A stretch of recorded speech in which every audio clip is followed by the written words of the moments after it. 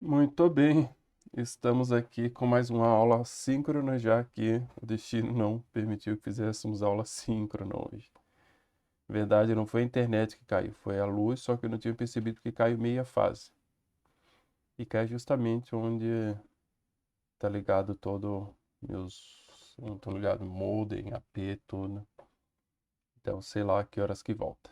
Então, decidi gravar para a gente não se atrasar. Vamos torcer para que na próxima semana a gente consiga, né? Muito bem. Então, como a gente já vinha falando ali no comecinho da aula, a aula de hoje é sobre comunicação. Na aula passada a gente viu processos, né, a forma como é que os processos se comportam ou se organizam em um ambiente distribuído. E hoje a gente precisa ver como é que esses processos se comunicam, né? A primeira frase aí já diz muita coisa sobre o que vamos enfrentar daqui para frente. Comunicação entre processos está no coração de todo o sistema distribuído. A gente tem um dos grandes problemas, ou o grande problema, toda vez que a gente vai discutir um assunto, um tema, ele deve estar relacionado com um problema a ser resolvido, né? E o problema a ser resolvido do nosso tema de hoje é justamente a comunicação entre os processos em uma rede. Quando a gente fala em comunicação entre processos no sistema operacional, isso já é muito natural para a gente, né? Por mais que a gente também entenda as complexidades, né? E tenha estudado tudo isso, visto rapidamente na aula passada, ou estudado a fundo mais em sistemas operacionais, diversos algoritmos de escalonamento, etc. Então, apesar de toda essa complexidade, nada se compara a você fazer essa comunicação em um ambiente distribuído, né? Ainda mais em redes de longa abrangência, né? Você considerar todos aqueles problemas de latência e falhas, etc. Então, quais modos, processos em máquinas diferentes podem trocar informação? A gente sabe, né, e a gente vai ver já já como é que eles trocam informação no sistema operacional, mas em uma rede, em máquinas distintas, com diferentes ambientes, que esse eu acho que é o grande problema. A rede, sim, tem esses problemas que a gente falou agora, né, das falhas, da rede cair, do próprio sistema cair, da latência, da lentidão, mas o grande ponto é a questão da heterogeneidade das máquinas ou dos sistemas envolvidos, das arquiteturas envolvidas num sistema distribuído. Até porque, né, essa troca ela não se dá em alto nível, né? Sabe, professor, a gente está trocando mensagem, texto é texto em qualquer lugar. Não, a comunicação, e vocês lembram muito bem das aulas de rede, modelo OSI, que a gente vai trazer rapidamente também, a pilha TCP/IP, por mais que tenha aquelas camadas de alto nível, a comunicação ela se dá no nível de baixo, na camada física. E nessa camada física, meus queridos, aí a troca de mensagem é em baixíssimo nível, é bit mesmo. E não adianta dizer que é tudo 0,1 no final das contas, não. O 0 e 1 em diferentes arquiteturas podem ter diferentes voltagens, por exemplo. Isso vocês viram também em arquitetura. Então, cada arquitetura trabalha de uma forma diferente. Então, temos todos esses problemas para ultrapassar, para termos uma comunicação efetiva em um sistema distribuído. E aí ela se torna extremamente complexa quando a gente pensa em milhares ou milhões de processos espalhados por uma rede não confiável que é a internet. Então, tá aí feito o caos. No sistema operacional, a gente faz a comunicação entre processos através de memória compartilhada, né? Ou compartilhamento de arquivos, enfim, mas basicamente através do compartilhamento de memória. E no sistema distribuído isso não dá, né?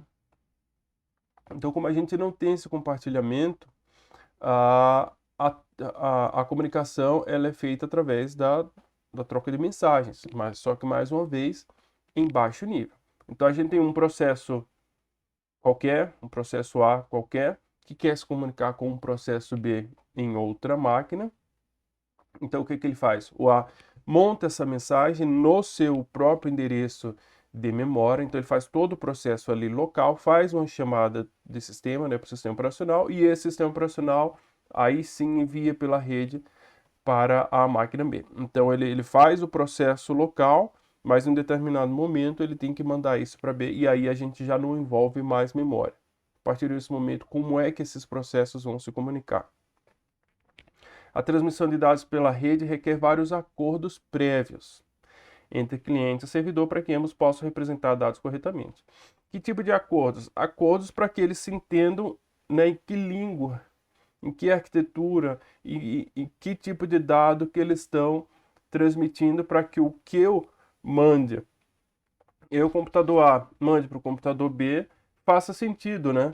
Ou que eu mande para ele um cadastro de um produto e não chegue para ele um, uma requisição numa agenda, né? Algo que não faça o menor sentido. Então, o que eu envio tem que chegar exatamente com o mesmo sentido do outro lado.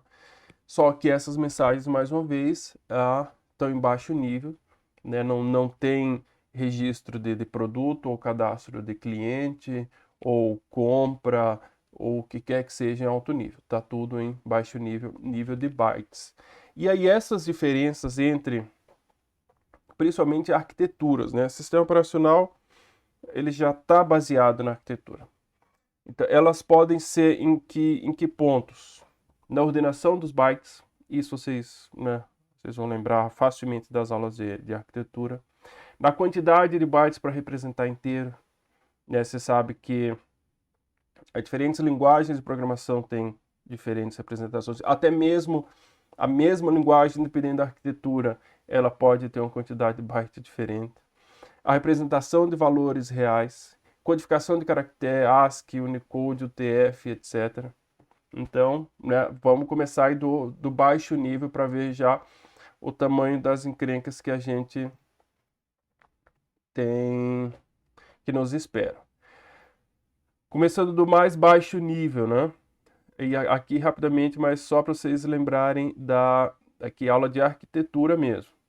As extremidades, né? O tal dos India, Big India e Little India. Eu lembro que quando eu fiz a arquitetura de computadores em 1997, 98, mas não se assustem porque não mudou muito, tá? Algumas disciplinas mudam bastante, a arquitetura é base. Mas antes de eu ver livro, o professor falava em Big India, Little Indias e o que que tem a ver esses índios, né? Mas é Indian, de Indianness, de extremidade, porque tem a ver aí com o byte mais significativo, se ele é armazenado no início, ou se é o menos significativo, que é armazenado primeiro nos números, nos valores numéricos. Então, isso aqui, dependendo da arquitetura, tem uma implementação diferente, né? Pode ser representado com Big India, que eu acho que é a maioria, ou Little India. Né? Só para vocês lembrarem, na analogia da forma como é escrita, pode ser o Big India numa ordem, Little India na outra. Então, já é um ponto a se trabalhar nessas diferenças. Subindo um pouco mais de nível, né, para as linguagens de programação. Por exemplo, o Java, o long, né, quem não lembra, é um inteiro grande, ele sempre ocupa 8 bytes. Mas já o C, dependendo da arquitetura, ele pode ocupar 8 ou 4 bytes. Aqui eu trago um exemplo bem simples, vocês podem testar, apesar que acho que não vão conseguir em um computador de 32 bits. Eu tenho o long e o inteiro, então o inteiro, independente da máquina, 64 ou 32, vai ocupar os 4 bytes. Já o long, né, esse inteiro grande, numa máquina de 64 bits, ele reserva 8 bytes e na de 32 bits os mesmos 4 bytes que o int. Então perceba que tem essa diferença. Ah, o meu programa ele é todo em C, a mesma linguagem. Usando sockets não vou ter problema com o sistema distribuído. Mas veja só, se tem uma máquina 32 bits e outra 64, já vai dar diferença para o tamanho do tipo long. Mais um caso, né? E aí agora subindo mais um pouco de nível, a gente chega nas codificações. Parece algo tão simples, né? Mas às vezes a gente se bate, né? Move um arquivo de uma arquitetura ou de um sistema operacional para outro, já vê alguns caracteres não apresentando símbolos porque não foram corretamente codificados. Por exemplo, para o ASCII, né? O padrão ASCII lá, 1 byte. Um caractere, 1 byte. O UTF já usa de 1 a 4 bytes. A RFCA 3629, que é a que define o UTF-8, também define ela como padrão para os protocolos. Mas o Python 3, por exemplo, já usa o Unicode como padrão de texto. A JVM, né, a Java Virtual Machine, usa o padrão do sistema operacional, mas tem uma proposta de tornar o UTF como a codificação padrão do Java. Então veja que eu estou citando aqui linguagens modernas, as linguagens mais utilizadas no mundo, né? E ainda assim tem problema de padronização. É tudo questão de padronização, né? E parece algo tão simples de se resolver e não é. Tem até no livro, tem uma página que tem uma nota de rodapé que o autor fala, né? Essa dificuldade de padronização.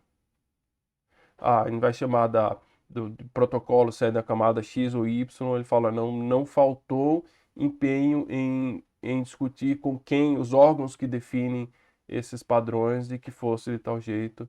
Então tem toda uma briga, disputa, inclusive disputa política nisso. É muita coisa envolvida. Então aqui, o que eu quero dizer com todos esses slides iniciais? Que tá claro, eu acho que tá, né, para mim, e espero que para vocês também, tá bem claro a dificuldade de fazer comunicação entre processos em diferentes máquinas. Comunicação de processo na mesma máquina já não é simples, né, mas já é uma coisa já bem estabelecida e eu acho que bem resolvida, né? Você está na mesma arquitetura, você está no mesmo sistema operacional e realmente cuidar com o desempenho, né? De que essa comunicação, o escalonamento entre processos funcione bem para o computador ter mais desempenho. Beleza. Mas quando você tira esses processos e joga em espaços diferentes de memória, consequentemente espaços diferentes em arquiteturas e sistemas operacionais, etc, etc, aí você tem todos esses problemas, todas essas dificuldades a serem sanadas. E aí é que surgem as nossas arquiteturas em camadas, né? É clara a necessidade de que os acordos devem ser feitos em vários níveis, desde o mais baixo, onde é feita a transmissão em bit, até o mais alto, sobre como as informações devem ser expressas. Então, aqui ficou bem claro, e a gente trouxe isso até slide por slide, que essa dificuldade, ou esses acordos que a gente citou aqui, esses acordos prévios para a comunicação, eles existem em vários níveis. No mais baixo ali, a nível de arquitetura, a nível de linguagem, a nível de codificação. Então, para que isso seja feito, esses acordos sejam feitos nível a nível, o que se foi pensado há muitos anos e que se tornou um padrão são criar arquiteturas em camadas, né? E a mais famosa delas, apesar de historicamente ela ter ficado mais como algo, como um modelo, né? O modelo OSI, né? O modelo OSI é famoso em qualquer curso na nossa área.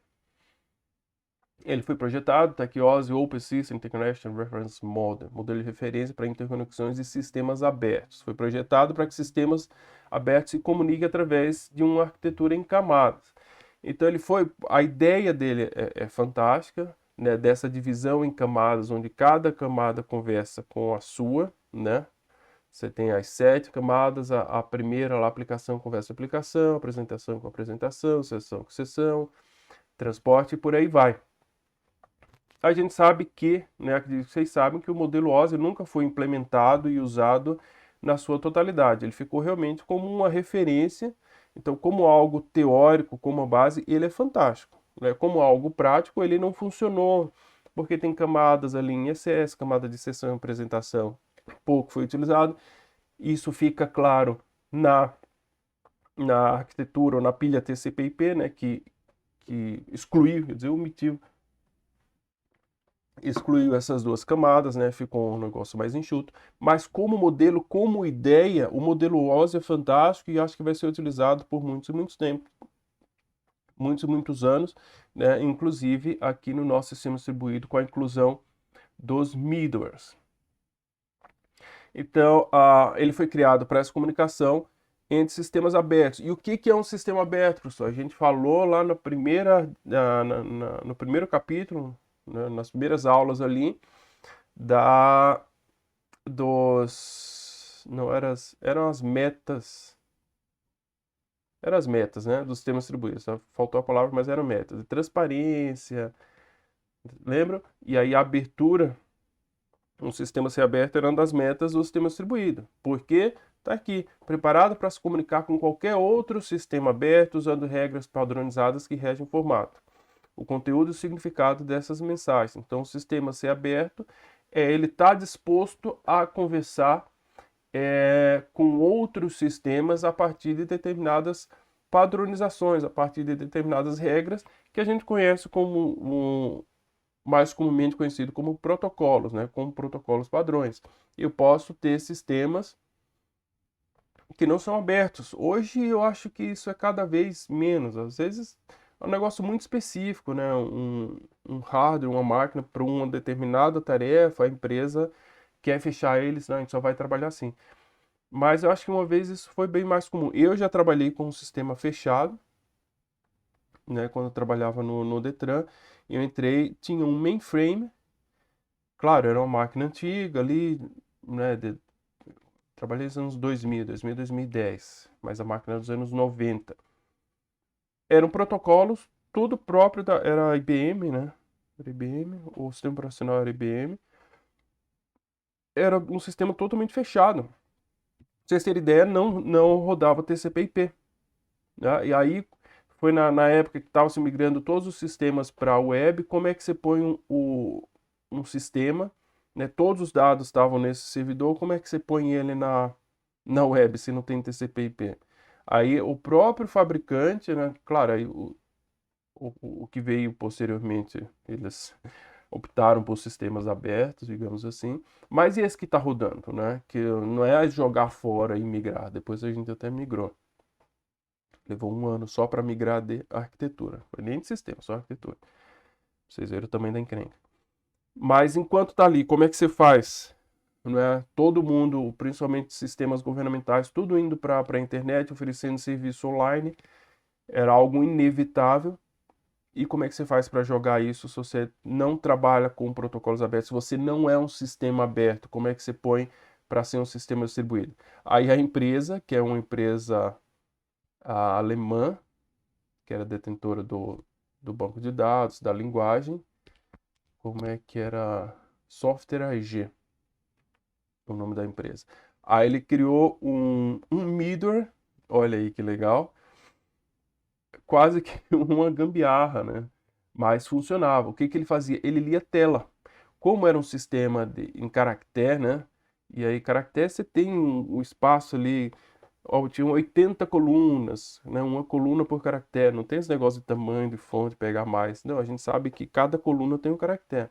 Então, imagina, o sistema Detran, eu quero consultar multa, quero consultar meu licenciamento, consultar multa, passa o CPF. Beleza, aí abri a tela lá, eu sei que o CPF está aqui na coluna tal, até coluna tal, na linha 3. As multas estão das linhas 1, das linhas 10 à linha 20. E tem 30 colunas cada multa. Então o programa ele lia aquilo, lia a tela, é como se desse chega a ser um print, um OCR, né? Ele tá lendo os caracteres ali, e aí pegava aquilo, aí armazenava em variáveis, era o middleware era feito em Java, e aí você conseguia ler essas variáveis, aí montava ali sua aplicação web e jogava para o navegador. Então, ao invés de fazer uma consulta ao banco, não é? Fazer uma conexão com o banco de dados ou com o arquivo que fosse, né? Uma conexão através de TCP/IP, e protocolos e serviços em cima do TCP/IP, como não funcionava, ele lia a própria tela. Chamava o sistema, né, pegava o emulador, O emulador mostrava a tela ali e lia. Só tal posição tem o CPF, tal posição tem a placa, tal posição tem as multas. E aquilo pegava, armazenava a variável e jogava na tela. É o problema de não ser um sistema aberto, né? Então, acho que isso está muito claro hoje em dia e eu acho que quando a empresa decide não trabalhar com protocolos, padrões, né, com arquitetura padrões, tem algum motivo, né, tem alguma decisão estratégica da empresa. Mas para nós está muito claro que tem que ser um sistema aberto. E aí, nesse sentido, o modelo OSI se tornou padrão. Protocolos, a gente sabe que de forma geral eles são em dois tipos, orientados à conexão e sem conexão, né? Sendo os mais conhecidos aí o TCP e o UDP.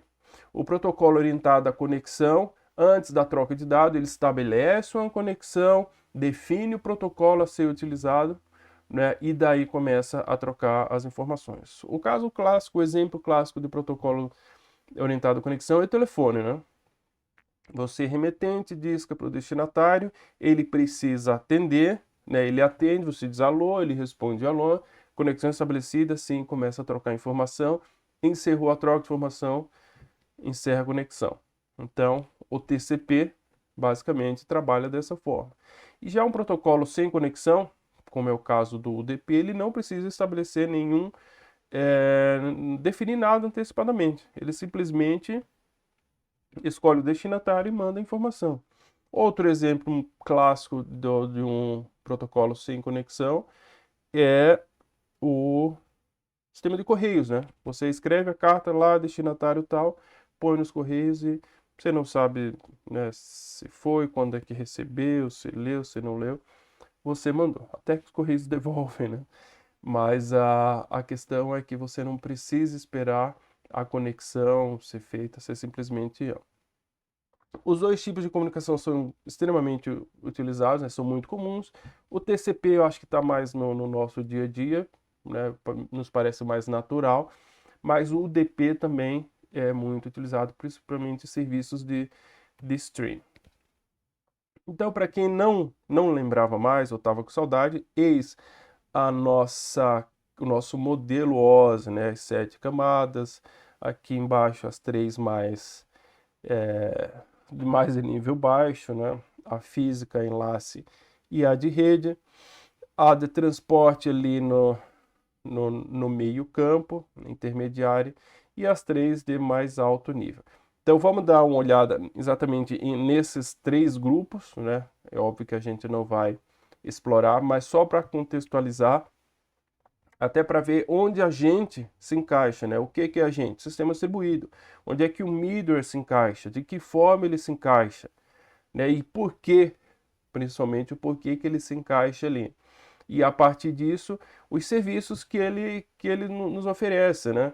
Desde a comunicação ali através de sockets, né, que seriam um pouco mais baixo nível, ou as de mais alto nível, que é chamada de procedimento remoto, invocação de método remoto, fila de mensagens e assim por diante. Ah, conforme é a proposta, né, conforme a gente já relatou, cada camada lida com seu aspecto específico de comunicação. Né? A camada fornece uma interface de operação logo para a camada acima. Então a gente tem aqui onde é que tudo começa. O lado independe, né? Mas vamos para o lado esquerdo aqui, né? Eu tenho um processo rodando, quero transmitir pela rede, faço uma chamada que a minha camada de aplicação fornece. Então, sempre um serviço, uma interface, né, com conjunto de, de operações, né, definindo ali um serviço para a camada de cima.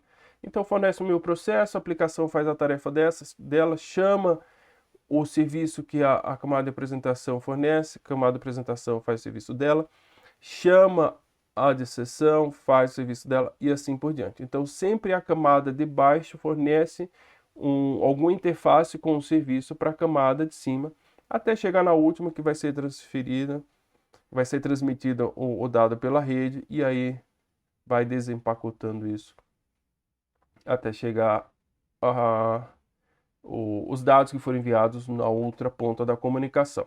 Então, o serviço é sempre da camada de baixo para a camada de cima. A grande vantagem de se trabalhar dessa forma é que cada camada pode alterar o seu protocolo de forma independente, sem afetar as demais camadas. Então, acho que esse é o grande tchan, digamos assim, das arquiteturas em camadas, né? É essa independência que cada uma tem, fazendo o que é de sua responsabilidade e, na medida do necessário, trocar os seus protocolos, atualizar os seus protocolos sem afetar os serviços demais, né? Sabendo que ele precisa oferecer um serviço para de cima, né? E sabendo o que chamar da camada de baixo. Tem um exemplo aqui que eu acho bem interessante, por exemplo, a gente tem uma empresa aérea, né? E que tem um contrato com uma empresa que fornece alimentos ali para os voos, né? Coisa que toda empresa aérea faz, né? Terceiriza esses serviços, não vão ficar produzindo aquela quantidade absurda de alimento. Então eu tenho aqui o gerente da minha empresa aérea, um gerente responsável por isso, que tem um contato com o gerente lá do fornecedor.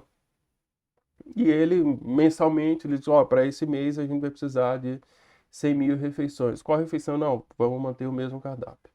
Beleza, o que que ele faz? Tá definido que vai ser isso, vai. Então, envia para a camada de baixo, né?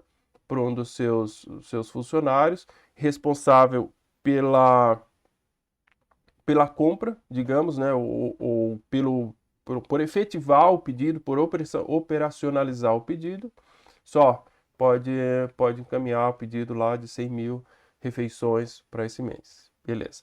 Então, a pessoa da camada responsável por essa atividade vai se comunicar com a pessoa responsável por receber o pedido lá na empresa que vende os alimentos, né? Então ela manda, sei lá, mandava um ofício, um fax, né? Vamos voltar para o fax.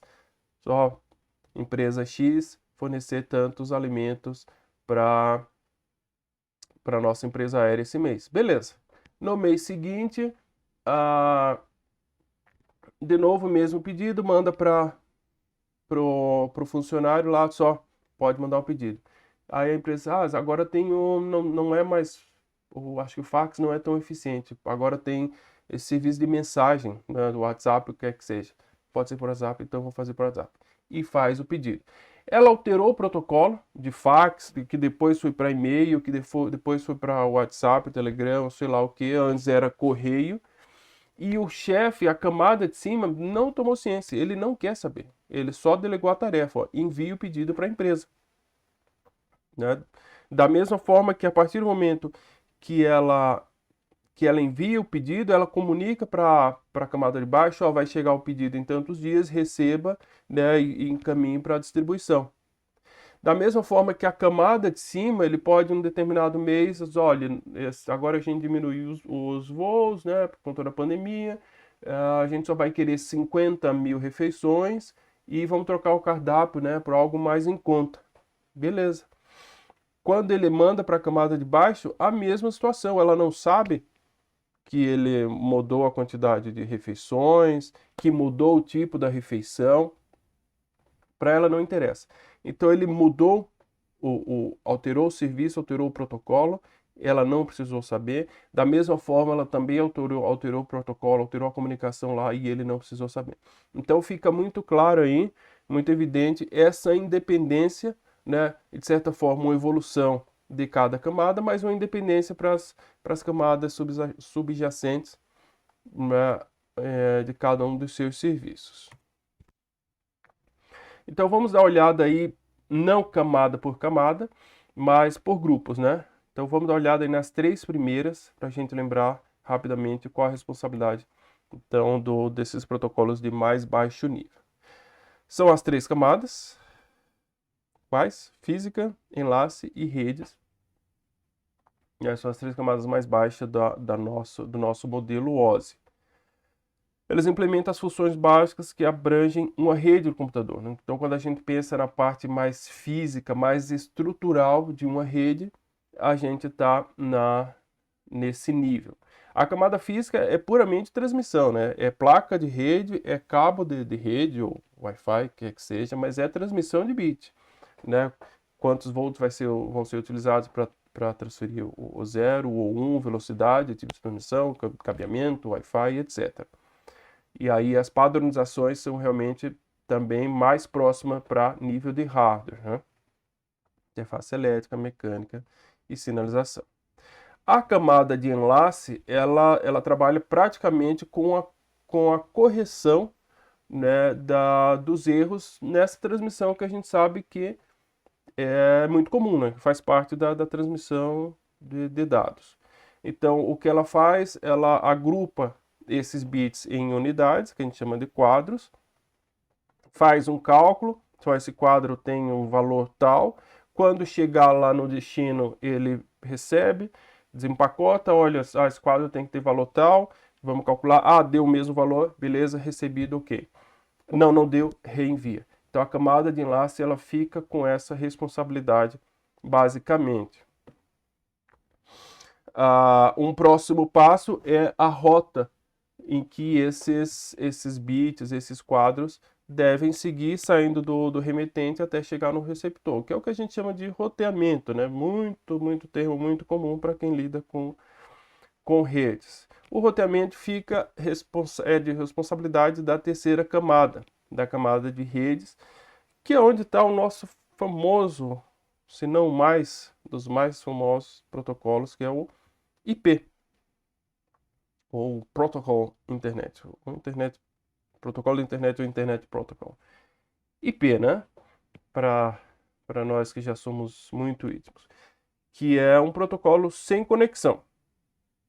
Manda e acabou. Então, o IP tem essa responsabilidade do roteamento. Deu um problema aqui, espero que não seja nada de luz.